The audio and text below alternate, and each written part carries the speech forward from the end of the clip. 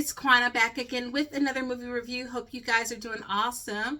So the day before Thanksgiving, I got a chance to take some alone time and go to the theater, and I decided to check out The Menu, a film directed by Mark Mylod and starring Ray Fiennes and Anya Taylor-Joy. This film has been on my most anticipated films list for a while.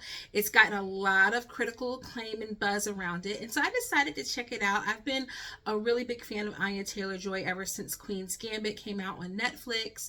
Of course, who could forget Ray Fiennes, although recently he's been making some comments that have gotten him in kind of hot water, but alas, he's still an amazing actor. And so to see these two on the screen together, I knew would be an amazing thing to watch. It also stars Nicholas Hoult. It also stars John Leguizamo and Judith Light.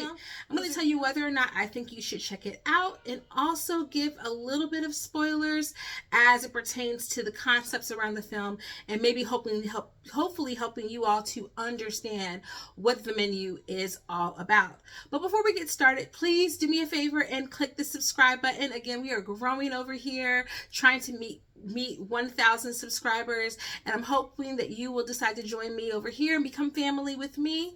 This was an interesting movie-going experience. So first and foremost, hats off to my husband, who took over being with the kids for the day so that I could go get some mommy free time to go to the theater and check this out.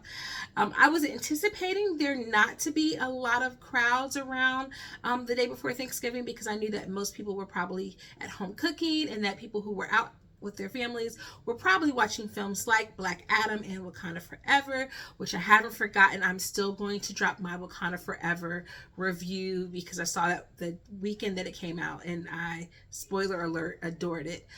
But alas, I wasn't expecting there to be a large crowd, but I wasn't expecting there to be only three other people in the theater with me, two of which came super late to the theater, and I'm going to just assume that perhaps they were doing a little bit of like theater hopping.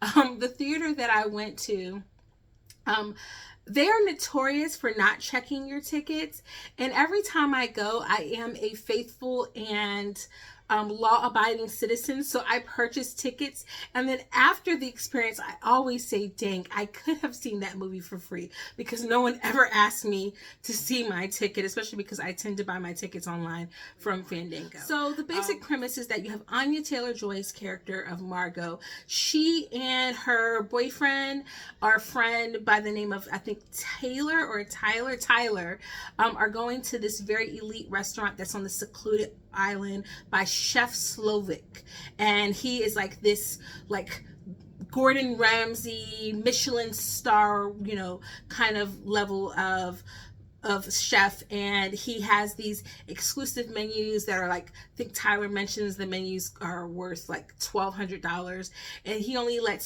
so many people come to experience it, this menu, and they're going to go have this elite experience. That is the premise of the movie. Slowly, as the movie unfolds, you realize that what the chef has on the menu is death. There is death on the menu. And this movie is really a breakdown and a discussion around the class system, aka eat the rich, and also around art and artistry. You can definitely apply everything that happens in this movie, though it is very much explained and exclusive to the food world and the chef world.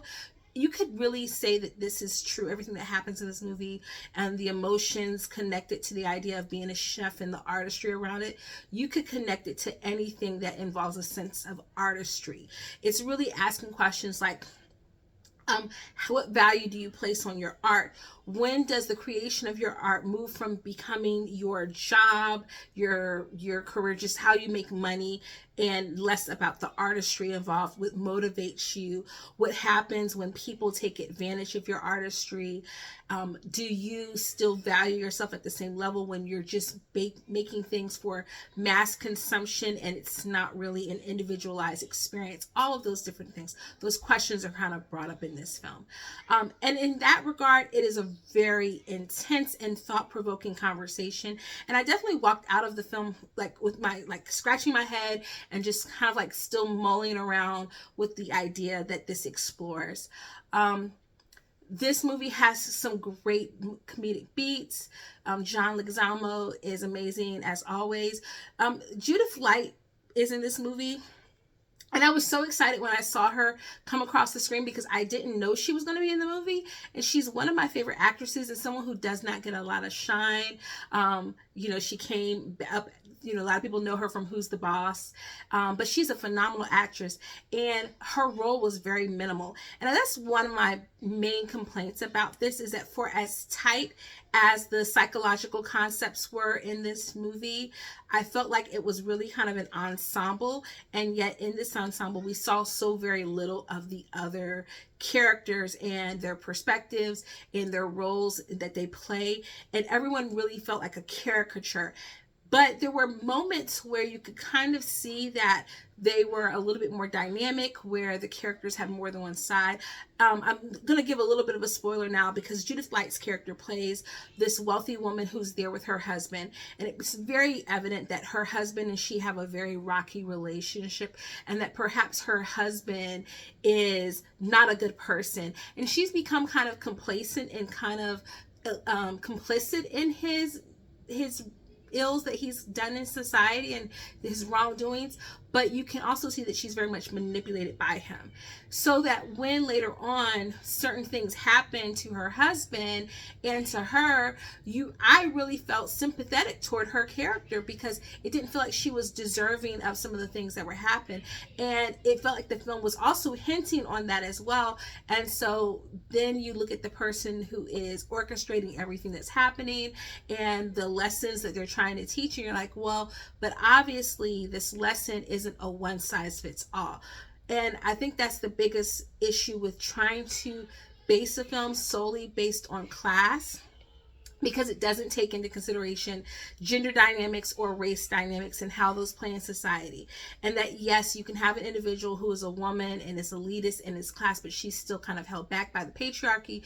You can have a person who is of another race, who's a racial minority, Hispanic or Latino or Black, and they achieve a certain amount of wealth, and so they still play into class dynamics, but their background is still rooted in the ways in which they are systemically oppressed. And I just felt like I, as the audience member, just not trying to be super deep at all, but just through watching the movie, when I would see little glimmers of those things kind of come out into the conversation through the other characters, I was like, oh, well, but it makes sense for John Leguizamo's character to do that, because his career would be more short-lived than other people at his level. Or when there's a Black sous chef in the background, I wanted to know what their story was and why are they doing this? Why are they taking part in some of these things?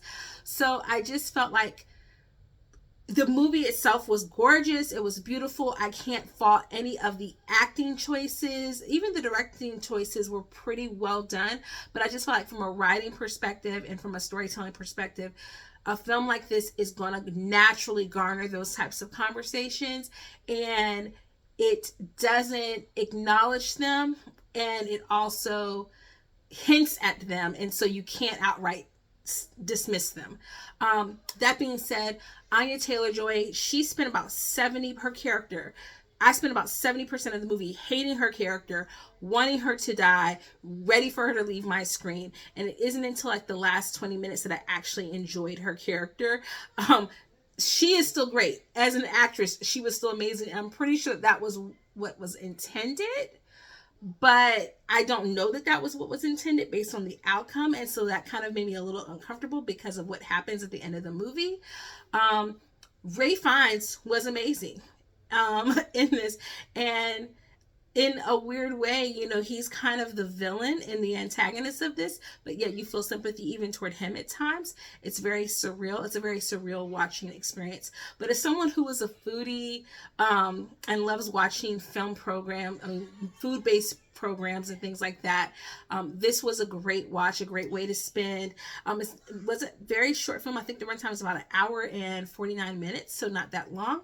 It went by very fast. I kind of wish I had a really nice meal with me. I had gone to like a dining cinema or something like that, but alas, I didn't. I definitely think that you should check out the menu. It's one of those movies that I think as more and more people see it, it's going to be the topic of conversation. It's going to make for some great dinner conversation. And I definitely think it had a rewatchability factor. I just think that, yeah, it's one of those things that I think people are going to want to know more about these characters, and they're going to be frustrated that we don't get to know more about these characters. And I can't give it a full A+ because of that, but I definitely think for all of the things that make a good film, it has those things. So I'm going to give it an A-.